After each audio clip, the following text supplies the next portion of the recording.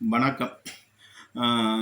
புலம்பெயர் அமைப்புகள், மக்கள், தாயக மக்கள், போராளிகள் அனைவருக்கும் புனர்வாழ்வளிக்கப்பட்ட தமிழ் விடுதலை புலி கட்சியின் தலைவர் கந்தசாமி இன்பராசா ஆகிய நான் இன்று ஒரு நேரலையிலே வந்திருக்கின்றேன். இந்த நேரலையானது என்னவென்றால், உண்மையிலே புலம்பெயர் நாடுகளில் எமது தேசிய தலைவர் விடுதலை புலிகளால் உருவாக்கி வைக்கப்பட்ட நிதி கட்டமைப்புக்காரர்களுக்கான ஒரு நேரலை தான். அந்த அந்த புலம்பெயர் நாடுகளில் உருவாக்கி வச்சிருக்கின்ற எமது தேசிய தலைவர் வழிகாட்டலில் உருவாக்கப்பட்ட நிதி கட்டமைப்பும் அதன் அந்த நிதி கட்டமைப்புக்கு அந்த நிர்வாகங்களுக்கு இப்போது இருக்கின்ற பொறுப்பாளர்களுக்கான இந்த பதிவு தான் இந்த பதிவு. உண்மையில் அன்பார்ந்த புலம்பெயர் மக்களே, தாய மக்களும் பாருங்கள். ஆனால் புலம்பெயர் நாடுகளில் இருக்கிற அத்தனை மக்களும் இதை ஷேர் பண்ணுங்கள். நிச்சயமாக அந்தந்த ஆக்களுக்கு போய் சேரட்டும். முதலாவது கட்டமான இதில் சொல்லிக்கொள்ள விரும்புகிறேன். இன்றைக்கு வெளியில் வரணும். இன்றைக்கு எல்லா விஷயங்களும் வெளியில் வரணும். நீங்கள் வெளியில் புலம்பெயர் நாடுகளில் இருக்கிற அத்தனை பேரும் நீங்கள் வெளியில் ஒரு விடயத்தை கொண்டு வந்து இம்ராசாவிடம் நீங்கள் கொண்டு வந்து சேர்த்தீங்கன்னா, ஆதாரங்களோட சேர்த்தீங்கன்னா, அவரவர் போட்டோகளோட சேர்த்தீங்கன்னா, நான் எதுக்கு அஞ்ச மாட்டேன். அப்படியே அதை போட்டு எங்களுடைய போராளிகள் அபயங்களை இழந்த போராளிகள், எங்களுடைய மாவீரர்கள், எங்களுடைய பெற்றோர், மாவீரர் பெற்றோர், உறவினர்கள் இன்றைக்கு படும் கஷ்டம் தெரியும் தானே உங்களுக்கு. அப்போ இன்றைக்கு இவர்கள் விடுதலை புலிகளில் கட்டமைப்பால் உருவாக்கப்பட்ட அத்தனை நிர்வாகங்களும் அத்தனை நிதி கட்டமைப்புகளும் இன்றைக்கு சூறையாடப்பட்டு அத்தனை பேரும் தலைவரால் விசுவாசமாக நம்பிக்கையாக தெரிவு செய்து அவரவற்ற பேரில் பொறுப்பை கொடுத்தவர்கள் அத்தனை பேரும் இன்றைக்கு பேசாமல் கொள்ளையடித்து கொண்டு தாங்கள் வாழ்ந்து கொண்டு தங்கட பிள்ளைகளும் தாங்களும் சோபோ வாழ்க்கை வாழ்ந்து கொண்டிருக்கின்றார்கள். இன்றைக்கு இந்த நாட்டுக்காக, இந்த யுத்தம் முடிஞ்சதுக்கு அப்புறம் 17 வருஷங்கள் கடந்தும் இன்றைக்கு புலம்பெயர் நாடுகளில் இருக்கிற இத்தனைய கட்டமைப்பு, அப்போ நம்ம அவ்வளவு வாசிக்கிறோம். இப்போ முழுக்க நான் எழுதி வச்சிருக்கிறேன். இந்த எத்தனை கட்டமைப்பு, என்னென்ன மாதிரி எப்படி இது இயங்குது, என்னென்ன திட்டங்கள் செய்கிறாங்க என்ற விஷயத்தை நான் கொண்டு வரேன். அப்போ இதை கொஞ்சம் தட்டிடாமல் கொஞ்சம் பெரிய நீளமான ஒரு பதிவாக இருக்கும். நிச்சயமாக பாருங்கள். உங்களுக்கு இந்த பதிவுகள் உங்களுக்கு சாதாரணமாக சொல்லி போட்டு போயிடாது. சேடன்ற காதில் ஊதுற சங்கு மாதிரி எரும மாட்டில் பெய்கிற முதுகில் பெய்கிற எரும மாட்டு முதுகில் பெய்கிற மழை மாதிரி கேட்டுக்கொண்டு போயிடுவீங்க. அடின்னு அடிச்சு அம்மி நகரும் என்று சொல்ற மாதிரி இந்த புலம்பெயர் கட்டமைப்பு, விடுதலை புலிகளில் கட்டமைப்பை வச்சு பதுக்கி வச்சு கொண்டு இன்றைக்கு எங்கட தாயை நிலப்பிறப்புல மண்ணுக்காக போராடினவங்கள், அபயங்களை இழந்தவங்கள், மாவீர செல்வங்கள பெற்றோர்கள் படுற துயர், துன்பம், கஷ்டம், வேதனை, கண்ணீர் தெரியுமா உங்களுக்கு? அவங்கள தியாகம் தெரியுமா? இன்றைக்கு அவ்வளவு இருக்கத்தக்க நீங்க புலம்பெயர் நாடுகள்ல இருந்து, வெளிநாட்டில இருந்து இங்க அவ்வளவு நிதியையும் கொண்டு வந்து யாழ்ப்பாணம் வேணுமா, கிளிநொச்சி வேணுமா, வவுனியா வேணுமா அள்ளி கொட்டிட்டீங்க. இங்க கொட்டி முதலீடு செய்யறீங்க. நான் இப்ப சொல்ல வாரேன். இன்றைக்கு அன்பான மக்களே, புலம்பெயர் மக்களே, இந்த செய்தியை நீங்க எல்லாரும் அந்த நிதி கட்டமைப்பு ஒழிச்சு வச்சிருக்கிற அத்தனை பேர்ற காதுக்கும் போக வைங்க. நீங்களும் புலம்பெயர் மக்கள் அத்தனை பேர்ற வேர்வை, அத்தனை பேர்ற குருதியும் அந்த நீங்க கொடுத்த நிதியில இருக்குது, அந்த கட்டமைப்பில். இன்றைக்கு அவரவர குடும்பம் மட்டும்தான் வாழ்ற அளவுக்கு தாங்கள் மட்டும்தான் எங்களை போராட்டத்தில் இருந்தவர்களை சிந்திக்காமல், அவையங்கள் இழந்த மாவீர குடும்பங்களை பற்றி சிந்திக்காமல் செயல்பட்டு கொண்டு வராங்க. அந்த வகையில உண்மையில நான் இதை சொல்ல வாரேன். என்ன காரணம்னா, உண்டை மட்டும் நீங்கள் புரிஞ்சு கொள்ளணும். இந்த விடுதலை புலிகளில் நிதி கட்டமைப்பை இன்றைக்கு ரகசியமாக வச்சுக்கொண்டு இன்றைக்கு வரைக்கும் தாங்கள் வாழ்க்கை வாழ்ந்து கொண்டு அந்த நிதி கட்டமைப்பை பதுக்கி வச்சு கொண்டிருக்கிறார்களுக்கான செய்தி தான் இது. அப்போ உண்மையில் நீங்கள் எல்லோரும் ஒன்று சிந்திங்க.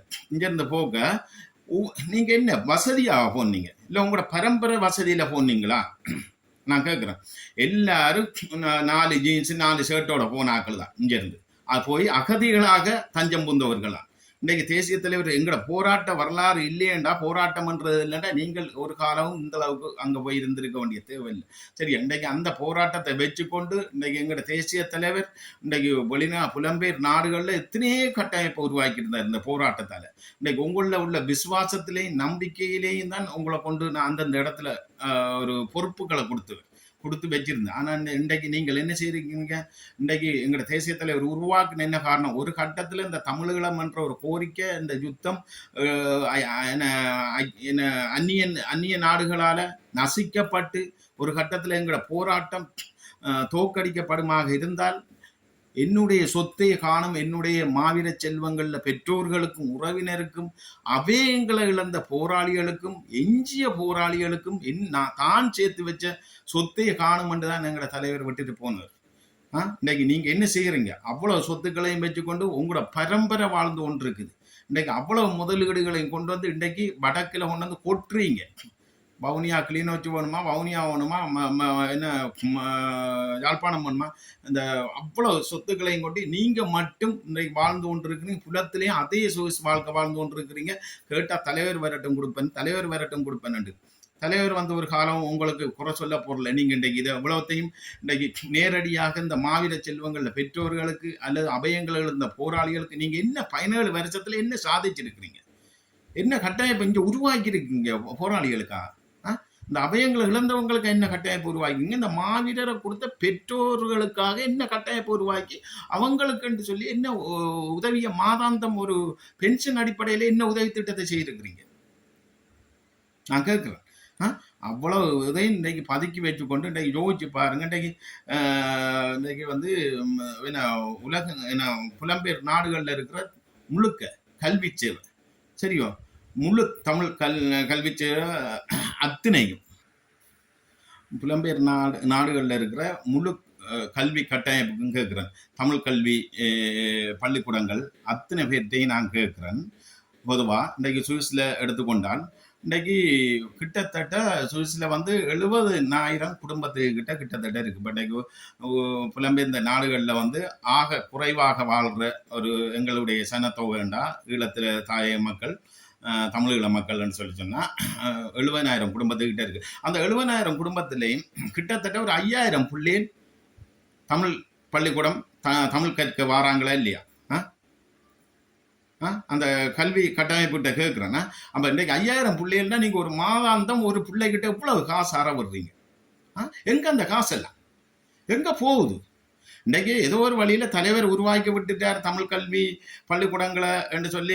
தமிழ் கல்வி இந்த இங்கே தாயத்திலிருந்தே தலைவர் அந்த நேரம் ஒரு தூர நோக்கத்தோட தமிழ் கற்றுக் கொடுக்கணும் வருங்கால சங்கதிகளுக்கு, பிள்ளைகளுக்கு. புலம்பெயர் நாடுகளில் இருந்தாலும் எங்களுடைய வரலாறை அழிச்சிடக்கூடாதுன்னு சொல்லி அந்த ஆள் உருவாக்கி விட்டுட்டாருன்னு எங்களை மக்கள் இன்றைக்கு வரைக்கும் உங்கள்கிட்ட கேள்வி கேட்காம தங்களோட பிள்ளைகளை கொண்டு பள்ளிக்கூடம் விடுறாங்க. கல்வி கட்டமைப்பு கேட்குறோம். அப்போ விட்டால் இன்றைக்கு வரைக்கும் நீங்கள் ஒவ்வொரு மாதம் ஒரு பிள்ளைகிட்ட இவ்வளோ அறவிடுறீங்க. ஒரு 5,000 பிள்ளைகள்னு சொன்னால் குறைஞ்ச ஒரு மாதம் ஒரு பிள்ளைகிட்ட இவ்வளோ அறவிடுறீங்க. அந்த காசுல முடிவு என்ன? அந்த காசு எங்கே போகுது? சரி, ஓகே. இப்போ அதை விட்டுக்கணும். இன்றைக்கு வந்து புலம்பெயர் நாடுகளில் இருக்கிற அத்தனை தமிழ் கடைகள், அத்தனை கடைகளும்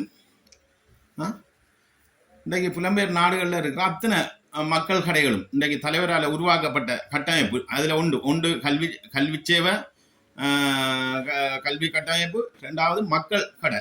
அப்போ உலக நாடுகளில், இப்போ புலம்பெயர் நாடுகளில் எல்லா நாட்டில் இருக்கிற அப்போ அந்த மக்கள் கடையில் வர வருமானம் எங்கே? இன்றைக்கு அந்த மக்கள் கடைக்கு இருக்கிற நிர்வாகத்தினர் எங்கே? என்ன செய்யறீங்க? அந்த காசு எங்கே? இன்னைக்கு உங்களோட அப்பன் அம்மா அப்பா உழைச்ச காசு இல்லையா இன்றைக்கு மக்கள் கடை உருவாக்கப்பட்ட? அவ்வளவு விடுதலை புலிகள் காசு தானே, விடுதலை புலியால் உருவாக்கப்பட்ட வருது தானே. அப்ப நீங்க என்ன செய்திருக்கிறீங்க இதுவரை காலம்? இந்த 17 ஆண்டுகளுக்கும் அந்த காசை என்ன செய்திருக்கிறீங்க? என்ன நீங்க அதை அவ்வளவு சொத்துக்களை வச்சு உங்களோட பக்கெட்ல உங்களோட சமுதாயம், உங்களோட பரம்பரை, உங்களோட குடும்பம், உங்களோட சமுதாயம்னு உங்களோட வம்சமே வளர்றதுக்கு, உங்களோட பரம்பரை வளர்றதுக்கு சொத்து சேர்த்து கொண்டு இருக்கிறீங்களா? மக்கள் கடைக்காரர்கள் நிர்வாகத்தினர்கிட்ட கேட்கிறோம். இன்றைக்கு புலம்பெயர் நாடுகளில் இருக்கிற கோயில்கள், வழிபாட்டு தலங்கள் அத்தனையும் இன்றைக்கு எத்தனை கோடி ரூபாய் காசு வருது இந்த கோயிலில்? அதுவும் தலைவரால் உருவாக்கப்பட்ட கட்டமைப்பு தான். இன்றைக்கு வந்து இப்போ சுவிசை எடுத்துக்கொண்டால் இப்போ இன்றைக்கு கோயில்கள் நிர்வாகங்கள்னு சொன்னால் இன்றைக்கு எனக்கு ஒரு ஆள் எடுத்து சொல்கிறார், தம்பி இன்றைக்கு வந்து எனக்கு ஒரு புத்திஜீவி ஒரு ஆள் எடுத்து சொல்கிறார், இன்றைக்கு ஒரு கோயிலுக்கு போனால், இன்றைக்கு ஒரு எள்ளெண்ணெய் இருக்கிற நேரத்தில் போனால் இன்றைக்கு வந்து 20 ரூபா ஒரு எள்ளு முடிச்சும் கொஞ்சம் எண்ணெயும் அந்த மற்றது ஒரு வெத்தில வாக்கு பழமோ இன்னொன்று வைக்கிறாங்க. வச்சால் கொஞ்சம் எண்ணெயும் விட்டால் 20 ரூபா சுவிஸ் பிராங்க் எடுக்கிறாங்களாம் ஒரு சட்டியில் எள்ளெண்ணெய் இருக்கிறது. அப்போ 20 ரூபாண்டா இஞ்சத்து நாட்டு காசு வந்து கிட்டத்தட்ட 7,500 8,000 ரூபாய் கிட்ட வருது உற்று சட்டிக்கு எள்ளெண்ணெய் இருக்கு. அப்ப எத்தனை கோடி ரூபாய் காசு உங்களுக்கு மாச வருமானம் வருது ஒவ்வொரு கோயில்கள்லையும் நிர்வாகத்திலையும் வழிபாட்டு தலங்கள்ல. அப்ப நீங்க வழிபாட்டு தலங்களை வச்சுக்கொண்டு இன்றைக்கு வந்து மக்கள் வந்து வழிபட வராங்க, ஒவ்வொரு விதமா வந்து கும்பிட்டு கொஞ்சம் காசை அள்ளி போடுறாங்க.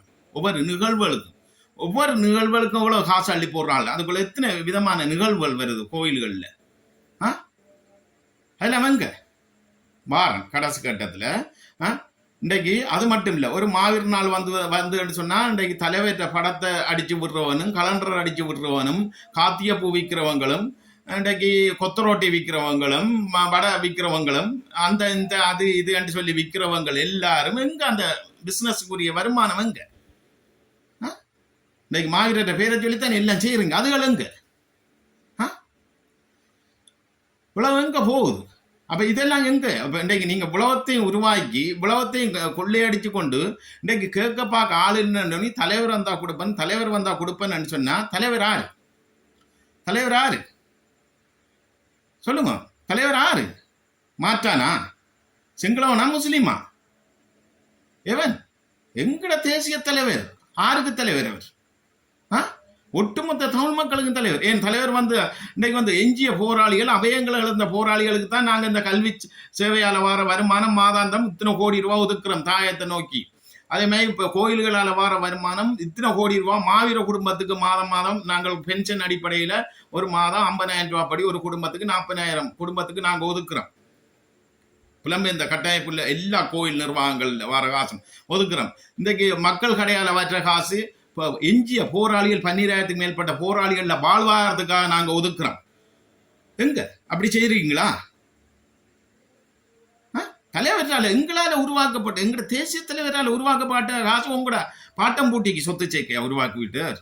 அவருக்கு ஏற்கனவே தலைவருக்கு தெரியும் எங்கட தமிழீழம்ன்ற ஒரு கோரிக்கை ஒரு குறுகிய காலத்துக்குள்ள எங்களுக்கு ஒரு வெற்றி அளிக்காம விட்டால் அந்நிய சக்திகளால எங்களுக்கு ஊடுருவப்பட்டு துரோகங்களால அழிக்கப்பட்டு எப்படி எங்கட போராட்டம் நசிக்கப்பட்டு ஒரு தோல்வி காண்ற நேரத்துல நான் சேர்த்து வச்ச சொத்து என்னுடைய போராளிகளுக்கும் என்னுடைய போராளிகள் அபயங்கள் இழந்தவங்களுக்கும் மாவீர செல்வங்களுக்கும் காணும். ஏனைய மக்கள் வந்து உழைச்சி கொண்டே இருக்கிறாங்க. இந்த போராட்டத்தை பற்றி சிந்திக்காதவர்கள், போராட்டத்தில் பங்கு பெறாதாக்கள்லாம் உழைச்சி கொண்டிருக்கிறாங்க. பங்கு பெற்றாக்களை தவிர பெறாதாக்கலாம் அதுக்காக இல்லை. அப்போ உழைச்சி கொண்டிருக்காங்க. ஆனால் எங்களை போராளிகள் என்னையே நம்பி இருக்கிறாங்க. இன்னைக்கு யுத்தம் என்று சொல்லி நிறைவு செய்து ஒரு கட்டத்தில் அவர்களை கைவிடப்படுற நிலைமை வந்தால் இந்த வெளிநாட்டில் இருக்கிற நிதி கட்டமைப்பு அத்தனை பேரும் கை கொடுத்தாலே என்னுடைய போராளிகளுக்கும் என்னுடைய அபயங்களை இழந்தவங்களுக்கும் மாவீர செல்வங்களில் பெற்றோருக்கும் காணும் என்று தான் அந்த நேரம் அந்த மனுஷன் அந்த தெய்வ புறவி அந்த மேல் சிலுக்குது. அந்த நேரமே சிந்திச்ச மனுஷன் இன்றைக்கு நீங்க என்ன துரோகம் செய்யறீங்க? இந்த துரோகத்துக்கு எங்க வந்து நீங்க பதில் சொல்ல போறீங்க? நாளைக்கு உங்களோட பிள்ளைகள் தான் பதில் வரப்போகுது. நீங்க செத்துருவீங்க 5 வருஷம் 10 வருஷத்துல 70 80 வயசு. ஆனா உங்களோட பிள்ளைகள் பதில் சொல்லி ஆகணும். அத்தனை சொத்துக்களும் பறைபடும் உங்களோட பிள்ளைகள்கிட்ட. அந்த நேரம் உங்களோட பிள்ளைகள் ரோட்ல நிற்கும் கண்ணீர் விட்டு கொண்டு. இல்ல அவ்வளவும் இந்த மாவீரர தியாகம் இன்றைக்கு ஓட விட்டு ஸ்ரீலங்கா கவர்மெண்ட்ல மைந்தா கோட்டபாயாக்களை ஓட விட்டு அழிச்சு அவங்களோட பாட்டம் பூட்டிற சிலையில அழிச்ச அந்த மாவீரர் ஆத்மா எழும்பி அதே ஆத்மா எழும்பி புலம்பெயர்ந்த தேசத்துல கடவுள் மேல ஆணையாக இந்த மாவீரர் மேல சத்தியமாக உங்களை அழிக்கலன்னு சொன்னா கேளுங்க, உங்களோட பரம்பரையை அழிக்கும். விடுதலை புலிகளில் காசை நீங்க அடிச்சு வச்சு கொண்டு நீங்க வாழ்ந்து கொண்டு இருக்கிறீங்க. நீங்க அதைத்தான் விடுவோம். இந்த காசு கட்டமைப்பு எத்தனையும் வச்சுக்கொண்டு நீங்க எங்களுக்கு மாவீரருக்கு கொடுத்துருக்க தேவையில்லை, போராளிகளுக்கு கொடுத்துருக்க தேவையில்லை, அபயங்களை எழுந்தவங்களுக்கு கொடுத்துருக்க தேவையில்லை, மாவீர செல்வங்கள்ல பெற்றோர்களுக்கு கொடுத்துருக்க தேவையில்லை. சரியா? நீங்க அவ்வளவு காசு அவ்வளவு பேரும் இந்த விடுதலை புலம்பெயர்ந்த தேசத்துல இருக்கிற மக்கள் கடை, கோவில் நிர்வாகம், கல்வி சேவை அத்தனை பேர்ட்டையும் நான் கேட்கிறேன். இந்த மாவீர பணிமன் சொல்லி அந்த மாவீரர் இந்த மாவீரர் அது இதுன்னு சொல்லி வச்சு உருவாக்குன அத்தனை பேர்ட்டையும் கேட்கிறோம். உங்களோட வருமானம் அத்தனையும் வச்சு கொண்டு இன்றைக்கு 17 வருஷம் விடுதலை புலிகள் ஆயுதம் மௌனிக்கப்பட்டு ஐரோப்பிய ஒன்றிய பார்லமெண்டத்தில் நீங்க எல்லாரும் சேர்ந்து காசை போட்டு எத்தனையோ லோயரை விட்டு இந்த விடுதலை புலிகள்ல தடையெடுக்க சொல்லி நீங்க முயற்சி செய்யிருக்கலாம் தானே? காசா இல்லையா உங்ககிட்ட? என்ன செய்யிருக்கிறீங்க? அப்ப உங்களோட நோக்கம் என்ன? அப்ப நீங்கள் ஆறு? நீங்கள் ஆறு? செய்ய மாட்டீங்க. நீங்க செய்ய மாட்டீங்க. காரணம் என்ன?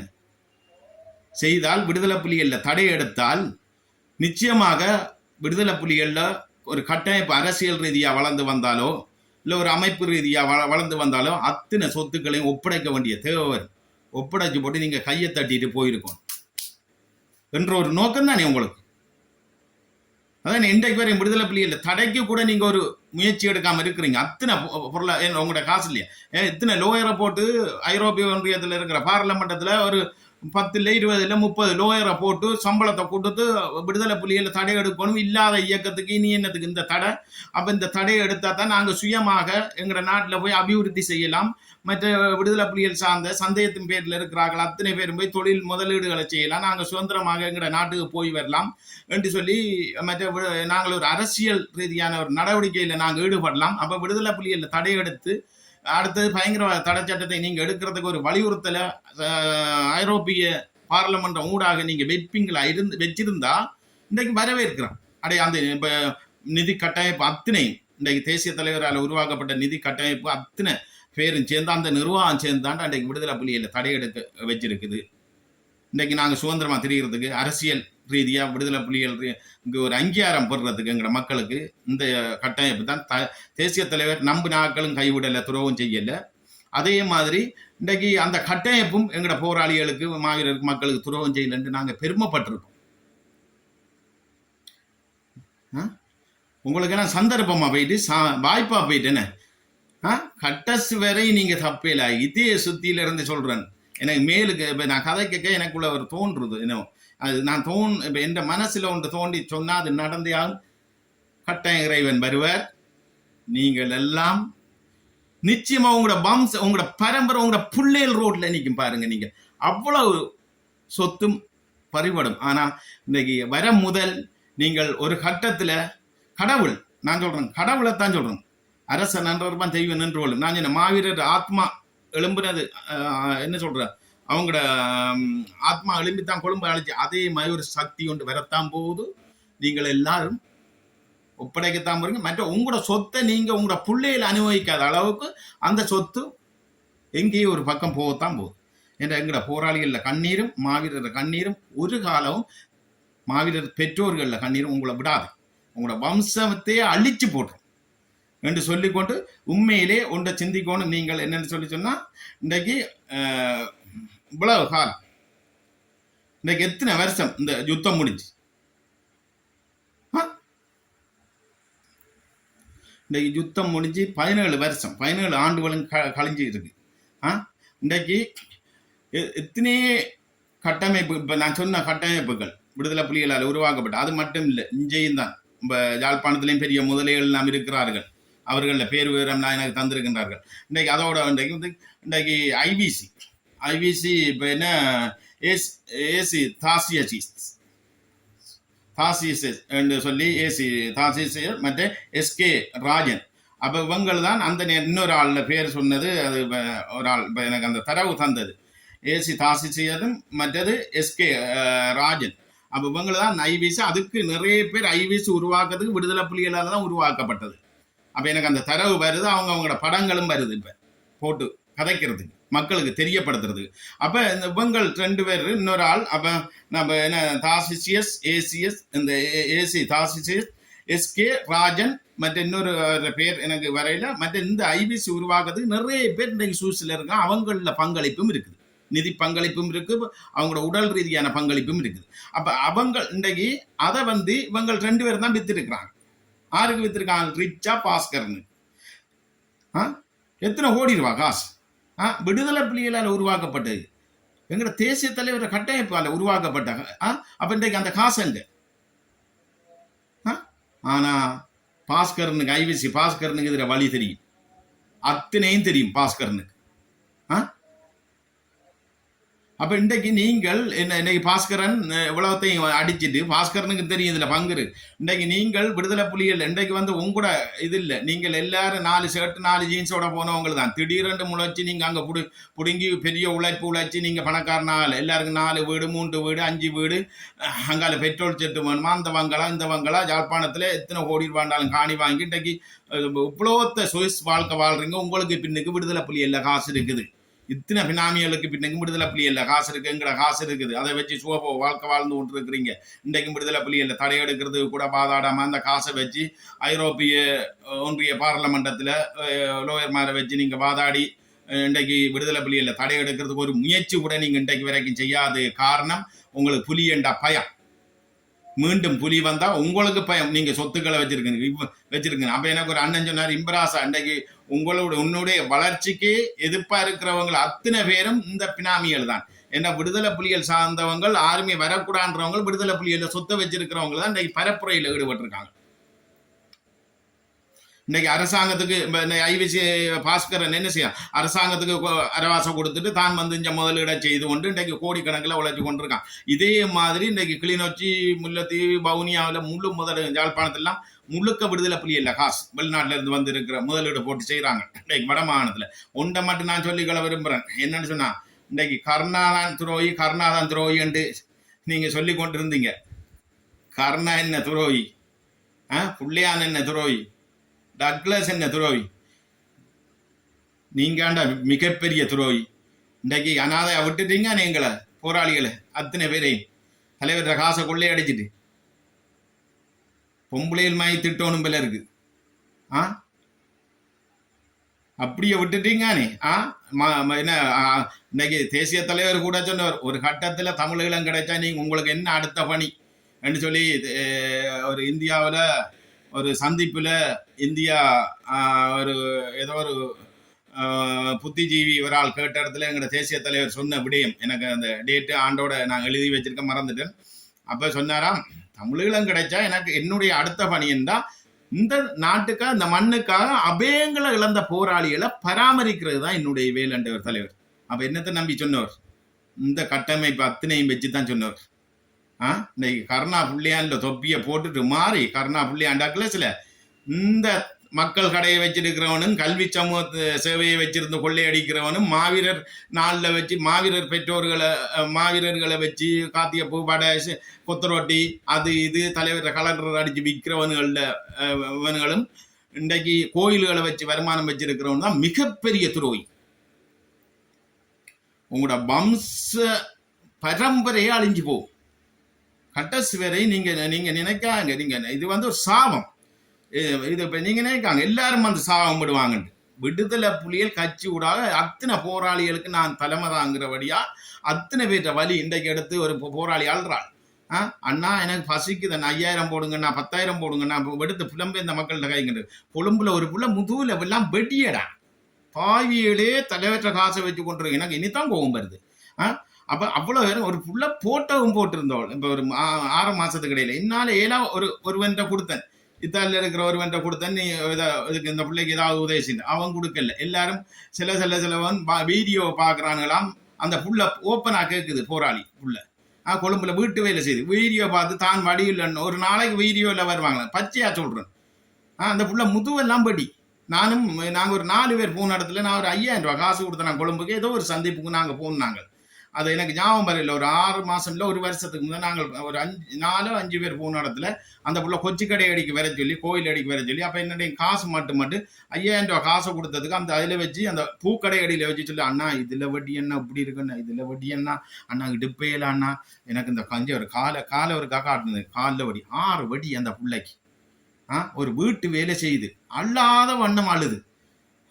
எனக்கு ஏதாவது ஒரு வாழ்வாதார உதவியை செய்யுங்கன்னு அந்த அம்மாவுக்கு தூக்கி எனக்கு ஏலான்னா நான் முள்ளந்தண்டு வடிப்பட்டாள்னா சொல்லி நான் சின்ன தங்கச்சேண்டு விட்டு 6 ஒருவன் வெளிநாட்டுக்காரனுக்கு இத்தாலிக்காரனுக்கு கொடுக்க அவன் 2 தரம் வீடியோ கோல்ல வர சொன்னா பிறகு பார்த்தா அந்த பிள்ளைக்கு காசை அனுப்பலையாம். ஏன்னா அவங்களுக்கு முகம் வடிவா இருக்கணும், ஆக்கள் வடிவா இருக்கணும். பாருங்கடா தேச துரோகிகளை, நீங்கெல்லாம் என்னெல்லாம் செய்யறீங்க புலம்பு இந்த தேசத்துல இருந்து. எல்லாருக்கும் இல்லை, அளவானாக்களுக்கும் அந்த பிரச்சனை பட்டவங்களுக்கு எல்லாருக்கும் இல்லை. எத்தனையோ கருணை உள்ளவங்கன்றவங்க இன்றைக்கும் விதைச்சு கொண்டிருக்கிறாங்க. ஆனா நீங்க அந்த கொள்ளை அடிச்சவங்களுக்கு தான் நான் இதை சொல்றேன். அதே மாதிரி இந்த ஒரு மாவீரரை பெற்றோர் இன்றைக்கும் சொல்றேன், அழுது கொண்டு இருக்கிறாங்க, ஆடு மேய்ச்சி கொண்டு இருக்காங்க, வருமானங்க. நான் பிள்ளையை படிப்பிக்கல, இன்னொரு புள்ள துடையால கால் இல்லை, புள்ள ஏதோ 4 பாடம் பாஸ் எடுக்கிறான், அவனுக்கு ஓடுறதுக்கு சைக்கிள் இல்லையா அவன் சொல்லி அழுது கொண்டு இருக்கிறான். ஒரு புஷ் சைக்கிள் ஒன்று வாங்கித்தாங்கன்னா சொல்லி அந்த பிள்ளைக்கு துடையால கால் இல்லை, பண்ணி இல்லை, அழுது கொண்டு இருக்குது. இப்ப நாளாந்தம் எங்கள்கிட்ட ஏன் நான் ஒரு பொறுப்பு வகிக்கிறபடியா, நான் போராளி என்றபடியா, நீங்க புலம்பெயர்ந்த தேசத்துல என்ன நான் இடைக்கட ஒரு உதவி செய்து டிவியில அங்க மோனுள்ள போட்டோனே அப்ப இம்பிராஸ் அண்ணா கூட உதவி கிடைக்கும் என்று தான் கேட்கிறாங்க. ஆனா நான் உங்கள்கிட்ட எல்லாம் கேட்டா ஆருடா முன்னுக்கு வாரீங்க? கல்வி தமிழ் கல்வி வச்சு படிப்பிக்கிற அத்தனை கல்வி சேவையாளர் அத்தனை பேர்ட்டையும் கேட்கிறோம். தமிழ் பள்ளிக்கூடம் வச்சு புலம்பெயர்ந்த தேசத்துல இருக்கிற அத்தனை பேர்ட்டையும் கேட்கிறோம். சுவிஸ்ல மட்டும் இல்லை, எல்லா நாட்டிலையும் கேட்கிறோம். அதே மாதிரி மக்கள் கடை வச்சு உழைச்சி நீங்க உங்களோட பக்கெட்ல போடுற புலிகள்ல காசை வச்சிருக்கிறவங்ககிட்ட கேட்க. அதே மாதிரி இந்த மாவீர நாளில் அந்த காத்தியப்பூ அது இதுன்னு சொல்லி விற்று மாவீரரை வச்சு பிழைச்சி தலைவரை வச்சு பிழைக்கிறவங்ககிட்ட கேட்குறோம். கோவில் சமூகம் கோவிலை வச்சு உழைச்சி தலைவர காசுகளை நீங்க பைக்கிறக்க நிர்வாகத்துக்கு போடுறவங்ககிட்ட கேட்குறோம். உங்களுக்கு அதில் ஒரு பாரதில் ஒரு 3ல் ஒரு பங்கையாவது நீங்கள் செய்யலாம் தானே. நல்ல ஒரு சாதகமாக போயிட்டு கருணா துரோகம் செய்த கருணாட பேரில் பழிய போட்டுட்டு மிகப்பெரிய துரோகம் செய்து கொண்டு இருக்கிறீங்கன்னு எங்களை போராளிகளுக்கு எங்களோட மக்களுக்கு மண்ணுக்கும். இன்னைக்கு சரி கருணா தான் துரோகம் செய்துட்டு போயிட்டான். நீங்கள் விடுதலை புலிகளில் தடை எடுக்கிறதுக்கு இத்தனை பொருளாதார விடுதலை புலிகளில் கட்டமைப்பு சேர்ந்து ஐரோப்பிய ஒன்றிய பார்லமெண்டத்தில் கைக்கலாம் தானேடா. பல லோயர் மாதிரி பிடிச்சி உங்கள்கிட்ட காசு இல்லையா? அதையாவது செய்தால் நீங்கள் எங்களுக்கு செய்கிற ஒரு நன்மையாக இருக்கு. நான் மீண்டும் ஒரு முறை சொல்கிறேன் முதல் சொன்ன விடயத்தை. சரி ஓகே. இப்போ 25 நிமிஷம் வந்துட்டு இன்றைக்கு வந்து அன்பான புலம்பெயர் மக்கள் அத்தனை பேரும் யோசிக்கணும். இந்த தமிழ் மக்கள் கடை புலம்பெயர் நாடுகளில் இருக்கிற மக்கள் கடை விடுதலை புலிகளை சொத்தை வச்சு கொண்டிருக்கிற அத்தனை நிர்வாகத்தினர்கிட்டையும் நான் இந்த வேண்டுகோளை வைக்கிறேன். உண்மையிலே தாயத்தை நோக்கி இன்றைக்கு மாற்றுத்திறனாளிகள் மாவீரர்கள் போராளிகள் படுற கஷ்டம் உங்களுக்கு தெரியும். அவங்களுக்கு நீங்கள் இந்த இதில் வார வருமானத்தில் ஏதாவது கொஞ்சத்தையாவது நீங்கள் எங்களோட நான் செய்யணும். இல்லாட்டி ஒரு நிர்வாகம் ஒரு கட்டமைப்பை நாங்கள் அதை உருவாக்கி தரோம் வேணுமெண்டா அதை கூட நீங்கள் செய்யுங்க. எங்களுக்கு அதான் திருப்தியாக இருக்கும். நீங்கள் உங்களுக்கு ஏற்றவங்களை வச்சு செய்து யூடிப்பாளர்களையும் வச்சு செய்து அந்த கிருஷ்ணாவை போன்றவர்களை அவங்கள யூடிப்பாளர்களை தான் உழைக்க வச்சு நீங்கள் புலம் இந்த கட்டமைப்பு. ஆனால் இன்றைக்கு போராளிகள் கூட நீங்கள் செய்யுங்க. தப்பி தவறி போராளி தான் அடிச்சுட்டு போனால் அடிச்சுட்டு போகட்டுமே. உண்மையான போராளி அடிச்சுட்டு போனால் அவன் என்னத்தினையும் அடிச்சுட்டு போகிறான். ஒரு 10 லட்சம் 20 லட்சம் ஒரு 50 லட்சம் ஒரு கோடி ஒரு வீட்டை கட்டிட்டு போகட்டுமே. ஏன்னா அவன் நாட்டுக்காக 20 வருஷம் போராடி இருக்கிறான் ஒரு திருப்தி இருக்குமே. இன்றைக்கு டியூட்டிப்பாளர் கிருஷ்ணா என்ன செய்தான் நாட்டுக்கு? அவன் அடிச்சுட்டு போகிறான் 9 கோடி 10 கோடி. அப்போ அடிச்சுட்டு போகட்டும். அப்போ நீங்கள் அப்படியான ஒரு போராளி கட்டமைப்பு கூட செய்யுங்க. அது போராளி கட்டமைப்புனா போராளியாக இருக்கணும். எப்படி போராளியா இருக்கிற தலையால சாமான் தூக்கி கிட்பேக்கையும் போட்டு அர்லேட்டினையும் கிட்பேக்கு மேலே போட்டு ஏக்கையும் தூக்கிட்டு காட்டு வழியை போக்க அங்கஞ்ச அடிபட்டு மண்டையிலாம் அடிக்கும். மரத்தை பிடிச்சி போட்டு விட்டா சளி இருந்து கண்ணில் அடிக்கும். அந்த நேரம் மின்னி பூச்சி பறக்கும். அப்படியான போராளி தோளால காயக்காரனை தூக்கி தோளால வித்துடர்களை சுமந்தவங்கள் தான் போராளியா இருந்தவங்க. சும்மா எல்லாரும் போராளி இல்லை. 2009 பிறகு வந்து எல்லாம் தேடி போட்டு தான் இன்றைக்கு அழிச்சிட்டு போனவங்க எல்லாரும் இல்லை. உண்மையானவங்களை தவிர மற்ற எல்லாருக்கும் இப்போ கங்கணம் கட்டி ஆடிக்கொண்டிருக்கிற புலம் இந்த தேசத்தில் வித்து கொண்டிருக்கிற போராளிகள் இல்லை. உண்மையான போராளிகளை சொல்கிறேன். அப்படி போராளி கட்டாயம் கூட நீங்கள் செய்யணும்ன்றதை நான் கேட்குறேன். மற்றது புலம்பெயர்ந்த நாடுகளில் இருக்கிற அத்தனை பேரும் இந்த தமிழ் கல்வி சேவையில் இருக்கிற அத்தனை பேரை ஃபோட்டோ அத்தனை பேர ஃபோன் நம்பரையும் நான் இதில் ஃபோன் நம்பரை போடுறேன். எனக்கு தயவு செய்து அனுப்புங்க. அத்தனை பேர ஃபோட்டோவை ஆர் அந்த நிர்வாகத்துக்கு இருக்கிறாங்கன்னு சொல்லி. அதே மாதிரி கோவில் கட்டமைப்புக்குள்ளே இருக்கிற அத்தனை குருக்கள் அத்தனை ஐயர் அந்த நிர்வாகத்தில் இருக்கிறார்கள்ல ஃபோட்டோவுகள் அவங்களோட ஃபோன் நம்பரையும் எனக்கு போடுங்க. நான் இன்றைக்கு மக்கள் மத்தியில் அதை வெளிப்படையாக கொண்டு வரேன். இவங்கள்ட்ட கேட்டு நீங்கள் நான் பேர் உயரத்தை கொடுக்குறேன். இத்தனை மாவீரர் இருக்கு, இத்தனை போராளிகள் இருக்கு, இத்தனை பேருக்கு சைக்கிள் வேணும், இத்தனை பேருக்கு கை கால் இல்லை, உங்களுக்கு வாழ்வாதாரம் வேணும். இத்தனை போராளிகளுக்கு வாழ்வாதாரமே இல்லாமல் இன்றைக்கு காயப்பட்ட நிலைமையில தலையில கையில பீஸை வச்சு கொண்டு இன்றைக்கு கொழும்பு ஓடி அங்கேயும் ரோட்டு வேலை செஞ்சு கொண்டு அழுது கொண்டு இருக்கலாம். பிள்ளைகளை படிப்பிக்க இல்லாமல் இவங்களுக்கு இத்தனை பேருக்கு உதவி செய்யணும்னு நான் கேட்குறேன். கேட்டு பார்த்து தரையில்லைன்னா அவங்களோட ஃபோட்டோவோட அவங்களோட ஃபோன் நம்பரோட பப்ளிக்கை பேப்பருக்கு போட்டு விடுறேன். அப்போ மக்கள் கேட்கட்டும். தயவு செய்து எனக்கு எடுத்து அனுப்புங்க. என்னுடைய வாட்ஸ்அப் நம்பர் இதில் போடுறேன். அதே மாதிரி மக்கள் கடை கோவில் புலம்பெயர் நாடுகளில் தலைவரால் உருவாக்கப்பட்ட விடுதலை புலிகளால் உருவாக்கப்பட்ட வணக்கத்தலங்கள் கோவில்கள் மற்றது கல்வி சேவை மாவீர பணிமனை என்று சொல்லி உருவாக்கப்பட்டு இருக்கிற அத்தனை பேர்கிட்ட விவரங்களையும் எனக்கு அடுத்து அனுப்புங்க. போட்டோகளையும் எடுத்து அனுப்புங்க. நீங்கள் செய்கிற மிகப்பெரிய நன்றி இதுதான். இது செய்தால் மட்டும்தான் இவங்களை வெளியில் கொண்டு வர என்னால் மட்டும்தான் இல்லை. இதை கொண்டு வந்தால் மட்டும்தான் அவங்க இப்படி 5 பேருக்கு 10 பேருக்கு போகும் 1000 பேருக்கு போகும். இவங்க தான் இந்த பணத்தை கொள்ளையடிச்சு வச்சிருக்கிறாங்க என்றதான் வெளிநாட்டில் உள்ளவங்களுக்கு தரவு தெரியும் தான். நீங்கள் இப்படியே மறைஞ்சு தலைவர் வரட்டும் கொடுப்போம் இருந்தால் நீங்க அழிஞ்சு போயிருங்க. ஏன்னா தலைவர் வர விட போறதும் இல்லை வங்கள். அதே மாதிரி இன்றைக்கு விடுதலை புலிகள் சார்ந்தவங்க ஒரு கட்டமைப்பு உருவாக்க விட போறதும் இல்லை. ஏன்னா அவங்களுக்கு பயம். மதுவண்ண சொன்ன மாதிரி கேம்பு கிட்ட வர வர பயம். பின்னுக்கு கால் வர மாட்டா வாய்க்குள்ள வைப்பேன் வேற மதுவண்ண. முன்னுக்கு தான் சுடணும், பின்னுக்கு உங்களுக்கு கேம்பு கிட்ட வர ராணுவம் வர வேற மாதிரி தான் சொன்னேன். அதே மாதிரி தான் உங்களுக்கு புலி மீண்டும் மந்திரம் அரசியல்னா உங்களுக்கு பயம் பிடிக்குது. பொருளாதாரத்தை கொள்ளையடிச்சு வச்சிருக்கிறவங்க அத்தனை பேர்டையும் சொல்லி நான் கேட்டுக்கொண்டு தயவு செய்து ஷேர் பண்ணுங்க. ஷேர் பண்ணி முழு பேருக்கும் போய் சேரணும்.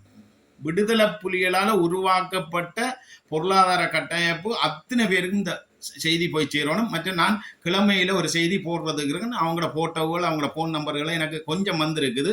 இப்போ கொஞ்சம் எடுத்து தாரன் இருக்காங்களே எனக்கு.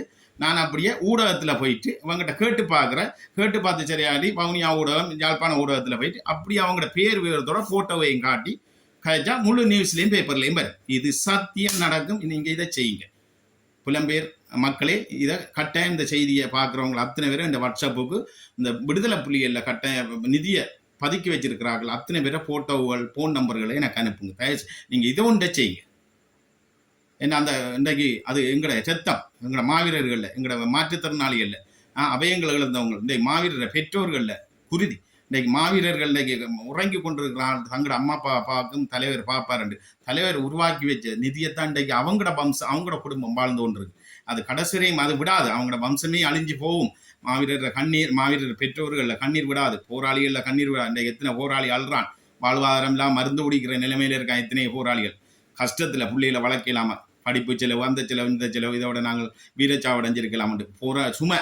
ஏன்னா அவங்க இப்போ சைவரில் இருந்து ஆரம்பித்தவங்க யுத்தம் முடிஞ்சு வந்து எல்லாரும் 100ல் ஆரம்பிச்சுட்டான். ஆனால் போராளி என்ற சைவரில் இருந்து ஆரம்பித்தவங்க கூலி வேலைக்கு வாங்க செய்யும் போய் அப்போ பெரும் கஷ்டத்தில் எல்லாம் இருக்கிறாங்க. இதெல்லாம் நினைச்சா வேதனையாக இருக்குது. வேற என்ன அடுத்த நேரலையில் நீங்கள் இதை தரவு எடுத்து அனுப்பும் பட்சத்தில் நான் அவங்கள்ட்ட கதைச்சி பார்த்துட்டு நிச்சயமாக அதை ஊடகம் வழியாக நான் பப்ளிக்காக கொண்டு வரேன் என்றதை கேட்டுக்கொண்டு இதில் என்னுடைய வாட்ஸ்அப் நம்பர் நான் போடுறேன். இந்த வாட்ஸ்அப்புக்கு நீங்கள் எல்லா தரவு வழிகளை எனக்கு அனுப்புவீர்கள் என்ற நம்பிக்கையோடு இதில் விடைபெறுகிறேன். நன்றி, வணக்கம்.